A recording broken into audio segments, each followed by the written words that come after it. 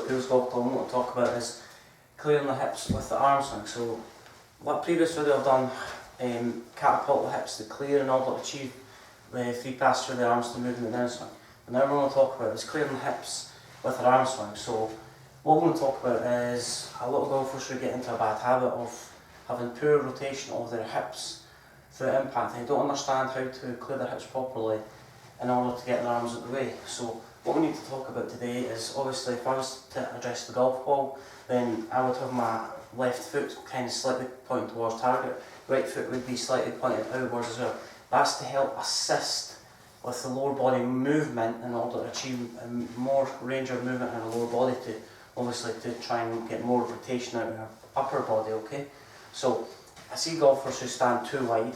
This restricts the lower body movement. So if you stand too wide, this restricts the lower body movement, doesn't get a lot of weight to transfer through impact, and as I'm coming back into impact, my arms are going to crash into my body.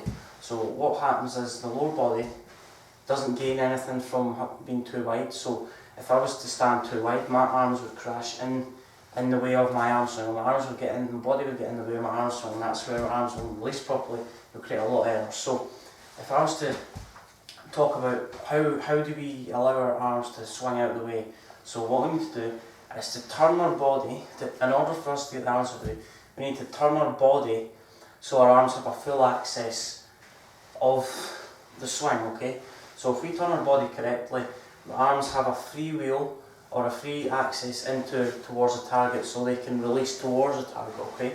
So if I was to take it back, then if I was to get into that perpetual motion drill where we have the crane and the wrecking ball, so the crane does the movement, the wrecking ball will only move if the crane moves. So the wrecking ball is the arms and the crane is the pivot. So the pivot moves, the wrecking ball moves. So that if the wrecking ball is the arms from the crane, then the arms will move because of the crane moving, okay?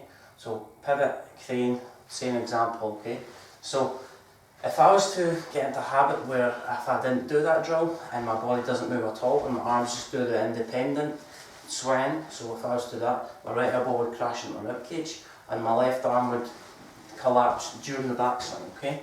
So in order for us to get arms out, we need to understand how to turn our body or alleviate any pressure on our arms by turning our body so our arms go out of the way and towards target, okay? So if I was to take it back, the right arm folds naturally, and the wrist, so the left wrist is the only wrist that hinges in the golf swing. So your glove hand or your top hand of the club is the only hand that hinges the weight of the club up the way. So it'll hinge in your snuff box. So your snuff box, this the anatomical name for this paddy bit, the fleshy bit in your hand, okay?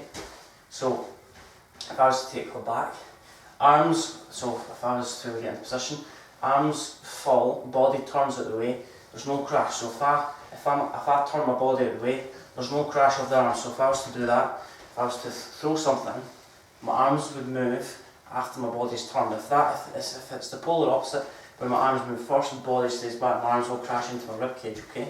So in order for us to get our arms out of the way or to stop our arms crashing, we need to turn our lower body, okay?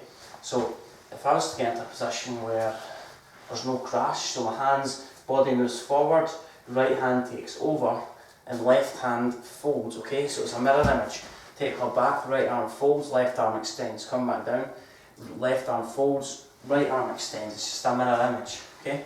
So if I was to get into a position where my right arm extends on the downswing and my left arm folds, that's the ideal position that we would want. So if I don't get this turning of my body, then my body is forced to make compensation, and that is to throw the arms at the golf ball. If I throw the arms at the golf ball, body stays back, hands crash into the body. So it's just an example again. So the wrecking ball will crash into the crane if the crane doesn't move in order to rotate the wrecking ball around. So it's just the arms, the pivot in the arms. So the pivot is the crane, the wrecking ball is the arms, as I've just explained.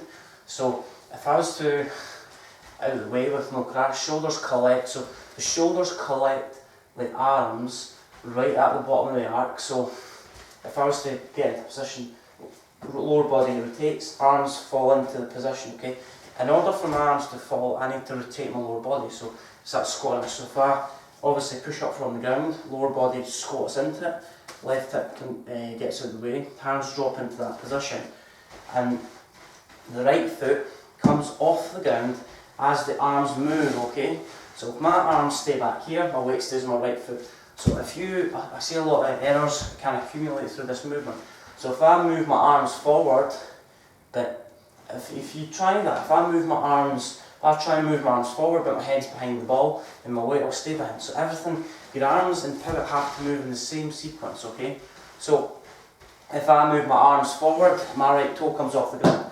So your weight shift is natural because obviously the weight of your arms, if I was to move my arms this way, my weight would go to my right. If I was to move my arms this way, keep my head in a fixed position, my weight would go towards my left foot, okay? So it's important to understand how your weight moves accordingly with your arms, okay?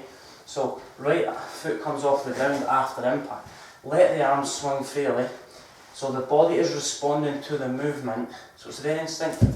So obviously the body is responding to the movement. So if I was to hit high draw, my arms are responding to the movement of the position of my body. So my arms need to go to the right to hit high draw. So opposite for a fade, my arms would exit left to try and get into that position, okay?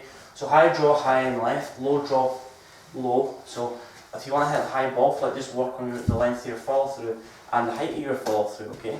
So if I was to bowl something, so I've never played bowls in my life, I don't intend on doing that, but if later in life I might take it up. It's not really one of my hobbies or any interest, but if I was to bowl something, you wouldn't.